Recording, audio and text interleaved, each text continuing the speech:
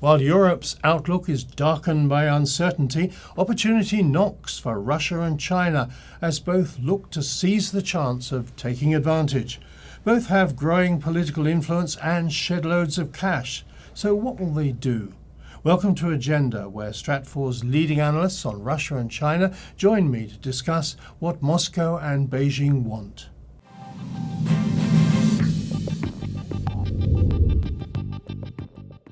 Well, with me now are Lauren Goodrich and Rodger Baker. Thanks for joining me.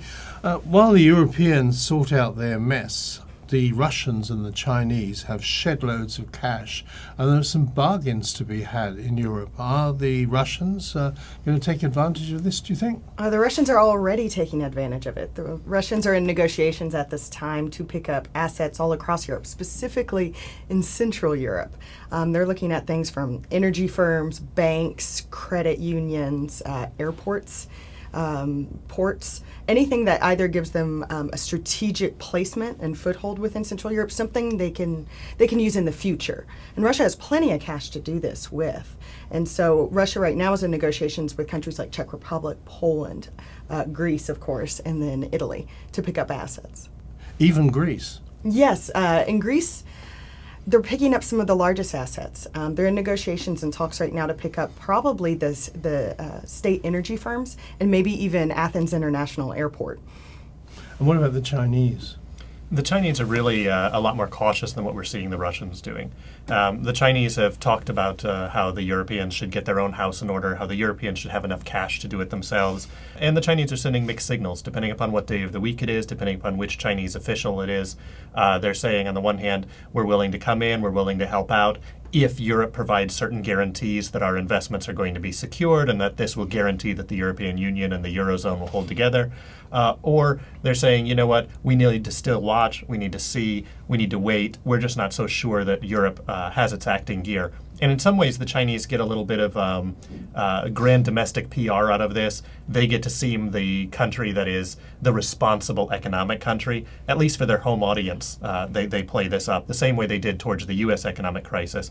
But in reality, they're very concerned about the future of Europe. So far, they've been mostly looking at resources in terms of overseas acquisitions, but in Europe, there's some big industrial companies which are probably undervalued. Do you think they've got any interest in them? The Chinese are looking at some of those.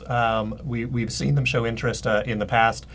Things with technology, things in aerospace, in computer systems, ultimately things that would be related to dual-use technologies they'd love to get a better hold of. So they're watching those, but those are not necessarily going to be directly linked to the way in which they're looking at the European investments. The Europeans are largely looking at China to invest in European bonds or to expand their purchase of European bonds. And that's where China's kind of holding back right now. Right, and the Russians, of course, must be interested in some of European technology. Very much so. As far as technology, though, this is something that they have been looking into in a very long-term project.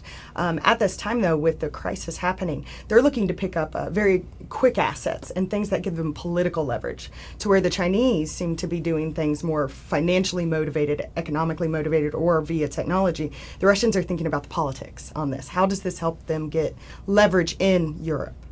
Can we turn this on its head for a moment? Because look at the harm that the mess in Europe is doing to China and Russia. For example, Europe is China's biggest export market, and it must be damaging the Chinese economy. For the last several years, the Chinese economy has been struggling because of this European crisis, or in part because of the European crisis. And what it's done is it's taken a big toll on European exports, the combination of the U.S. and the European economic downturns. And that has brought to the fore inside China a very long-standing issue with the Chinese economy. The structural problems of the Chinese economy are now becoming very clear and very apparent. They've been known for a long time, but they really haven't been as visible. And so we see the Chinese government in this very mixed position.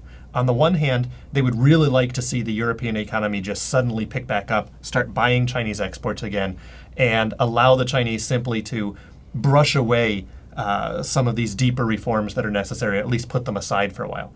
On the other hand, the Chinese can't really count on this European resurgence of purchasing power anytime soon. And that means that in the end, their attention is focused more on their domestic economy, on what they can do to try to not only pass themselves over this crisis, but maybe use this crisis as the moment that forces them into being able to bring about economic change inside China. And this is very different than what we're seeing inside Russia. In Russia, they're mainly worried because the Russians had counted on the Europeans to dump $100 billion in the next 3 to 5 years into modern technology, into the privatization programs, and just in basic investment inside of Russia. That money's not going to come anymore. Europe doesn't have $100 billion to dump inside Russia. So Russia's now having to revise its entire strategy for its economic future, which was supposed to be launched via these programs in the next few years. They're back to the drawing board. But this doesn't mean that Russia doesn't have the money to do it themselves. Russia has $100 billion. Russia has $600 billion. So they have the cash to do it themselves, but the Russians tend to like to have other people pay for things before they pay for things. And so that's why they're going to have to step up if they want these programs to move forward. And this is an area, too, where we see the Chinese kind of keeping an eye on the Russians, because the Chinese have wanted to hand in a lot of this planned Russian privatization and sale of businesses. The Russians have been fairly reticent in allowing the Chinese in. The Chinese now see this as potential opportunity, rather than to grab things in Europe necessarily, to grab things in Russia. So we could start actually seeing probably a strategic partnership between Russia and China economically grow, which there isn't much economic, How likely is that? The Chinese really they've got two big issues with the Russians. Number one, they'd like to get a little bit more influence over the Russian economy overall. China continues to sit in a place where, even though it's economically much more powerful than Russia, politically it sees Russia as still having a lot more clout. China makes a lot more noise, but Russia seems to be a lot more influential, particularly in critical places for China like Central Asia, where they're pulling their natural resources from, even more these days in Southeast Asia, where Russia is selling arms to nominally China's opponents in Southeast Asia. This is troubling. The second is energy, and the Russians and the Chinese go back and forth over energy prices. China wants to become a much larger consumer of Russian energy at a price much lower than what the Europeans pay. The Russians are not willing to make that deal with the Chinese. Which we'll see if that changes, because right now, as far as Russian exports, out of all of Russian exports, 50% go to the EU. And if the EU market starts shrinking and the majority of those exports being energy, Russia has to find another market. If they have to do it at a discount, then they're going to have to do something. Lauren, what about the fallout on all those countries that used to be part of the old Soviet Union?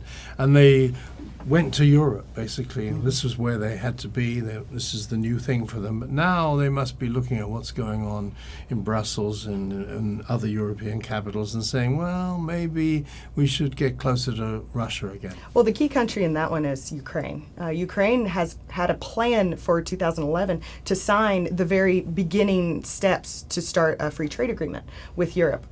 It's on the shelf now.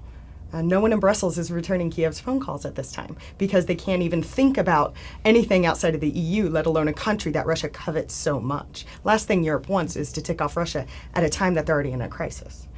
And President Medvedev has got, I think, trips to 4 European capitals this month.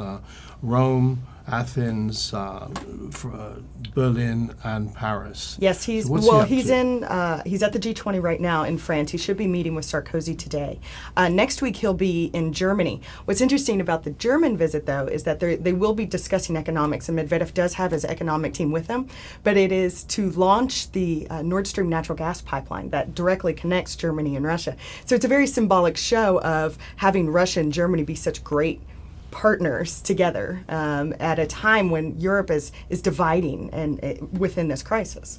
And the Chinese, they must be looking at these energy partnerships, and they need energy and saying, hey, we better be part of this. They're watching the energy partnerships. I think the Chinese probably won't be able to do much on the European front. Again, they're looking at being able to pull from eastern Russia and see what they can get out of that. And in some sense, they hope that if the Europeans are going to continue to slow down, that'll slow down the amount of energy going to Europe, require Russia to sell to them. What the Chinese are looking for is if they can see enough desperation in the European Union for Chinese money, that they can exploit that. The big thing on the table, I think, for the Chinese that they would be willing to put a lot of money down on is if the Europeans stop the arms embargo on China that they put in place in '89. And that opens up new streams of technology for their own weapons development, for their own military improvements. that would be something for the Chinese that they would see very worthwhile to go ahead and lay down a whole load of cash. Fascinating. Look, we'll have to leave it there. Lauren and Rodger, thank you very much indeed. Thank you. And that's Agenda for this week. Thanks for joining us. Bye for now.